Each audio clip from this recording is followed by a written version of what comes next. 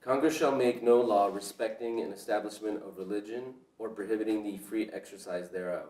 Or abridging the freedom of speech or of the press or the right of people peacefully to assemble and to petition the government for a redress of grievances.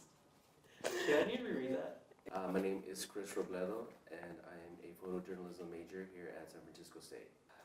Journalism is a way to keep the government and anybody that's in a position of power in this country accountable for the policies and the decisions that they make that affect the citizens of this country. So I think it plays a very vital role in trying to keep government transparent. I'm Eliza Flynn. I'm a senior at SF State. I'm a journalism major.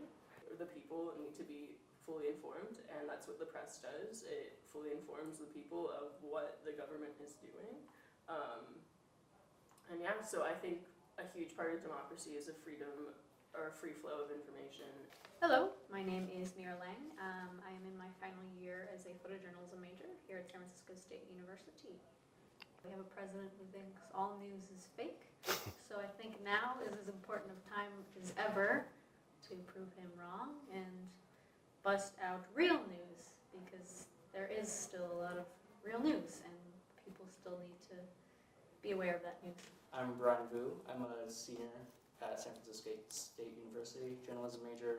The thing about journalism is that it's the act of getting information and then disseminating it to everyone else, you know? And so what I want journalism to be is to just educate people on what's happening in the world on a day-to-day basis, and for other people to make up their own decisions and to put that into play in their own lives. And, you know, put the government in check when they feel like they're doing things wrong. Like, journalism really pushes you to talk to people that you would never talk to before and to meet new people. And I always find, like, when I have an assignment, I'm always like so nervous to talk to someone, and then like once I actually approach someone, and like I always end up like meeting super amazing people, and then like you just find like story ideas, and like even if I end up going into something that's maybe not as, something that's more made up, like something more fictional, I think there's a lot of really amazing people that are, whose stories need to be told, and who can be told in the form of a movie or in a book or in, you know, there's always a story to be told in a documentary form, but there's also always people who can be turned into fictional characters, and I think the two are always kind of intermingling, and there's a lot of true stories that can be told in more narrative forms, so I think they all come together in the form of media.